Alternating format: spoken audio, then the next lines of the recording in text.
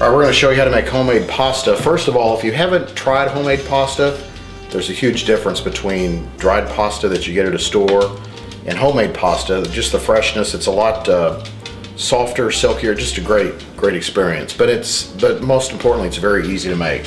So typically when you do pasta, I use a jumbo egg, but we've got regular eggs here, so I'm gonna have to tweak it just a bit, but it's usually 1 egg to 1 cup of flour, and then just a touch of olive oil, and in dry conditions like the winter time right now, maybe a couple splashes of water.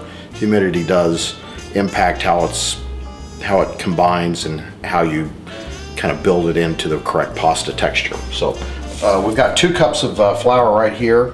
We're making a little well in the middle. And we've got 2 eggs. We'll put those in. And roughly maybe a teaspoon or so of olive oil. And what we do is just grab a fork. And first thing we do is kind of whisk the egg and the yolk in the middle. And then we slowly start bringing the flour in until it gets too pasty, too dry to work with. And then we start kneading it. So bringing it in slowly. It's starting to get to that point. And we're going to get out a cutting board to kind of finish off the product. So we'll be right back. All right, if you'll notice, I've got quite a bit of flour left in here. And again, it becomes a feel thing. And I'm kind of sifting out the sticky parts. We'll probably splash it with a little water. Again, it's winter here, so there's no humidity in the air at all. But just because you put 2 cups of flour with 2 eggs, or 1 cup with 1 egg, whatever, if the eggs are small or it's dry conditions, it doesn't necessarily mean that you're going to end up using all the flour. You're trying to come up with a proper texture of what pasta feels like. And I've been doing this for 20 years, and I remember the first few times I did it, I was very frustrated because I felt like if it calls for 2 cups of flour and 2 eggs, then by golly, you should be using all the flour. That's not necessarily the case. So we're going to keep working this, and then I'll come back and show you what the pasta should look like. Booyakasha! All right, dogs, I nailed this. And it's so fun when you get exactly the right texture. It's like a little bit of a firm Play-Doh is what it should feel like. And if you'll notice, I probably left half a cup, maybe even more flour in there, but this is just the way the dough worked today. That's what you have to go on. So we're gonna let it rest, covered with a towel for about 10 minutes to kind of let it rest.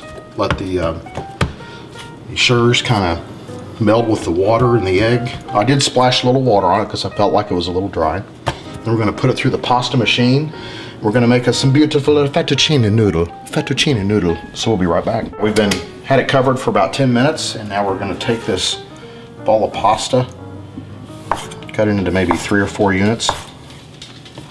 We're gonna take a ball of it over here, and we've got the setting to the rolling portion on one. This is what rolls it out and kind of continues the kneading process. And you just gotta be patient with it. Work it through. At first it's going to be a little crumbly if you've done it right, or sometimes not. It can be a little wet. Like I said, it sounds funny, but every pasta dough has its own personality. Well, that sounds goofy, but it's true. So we've gone through, we keep flipping it over, blending it together. And again, this is winter time. There's no humidity in the air, so this stuff dries out pretty quickly. So we've gone through one. Do it one more time. See, it's a little dry. It's still a little dry. We didn't come close to using all the flour. But it's working together. All right, we're going to go to 3. This is where we start actually thinning it out, and then to 5. Most of the work in terms of making it real silky is done on 1. When you keep kind of flopping it over. All right, now we're going to 7, and watch how much this stretches out. That is so cool. And it feels really smooth when you feel it. It's just gorgeous. Do a little slice through.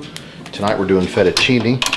You've got the settings that we have are fettuccine and angel noodle. Angel noodle is really good too, but tonight we're using a sauce that fettuccine works best for. So we crank through some fettuccine. Catch it as it's coming through. You really don't want it to ball up underneath. Flop it over. Take a little flour, sprinkle it, toss it. And you keep tossing because otherwise the gravity pushes it down. And if it's at all moist, it'll stick together, and that's not cool. You don't want a dough ball. You want fettuccine. So we'll finish this last one. What would you consider to be the best kind of sauce for fettuccine versus the best kind of sauce for spaghetti noodles? They're all good. I don't have any favorites. I love them all. Cream sauce, tomato sauce, I've used them all. It's just the texture of the noodle. Traditionally, the broader noodles are used because they pick up more sauce, but I don't buy that. I think it's whatever sauce you want, whatever mood you're in for the noodles. So we're gonna finish the pasta, and just trust me on this. This unit we've had for about 20 years.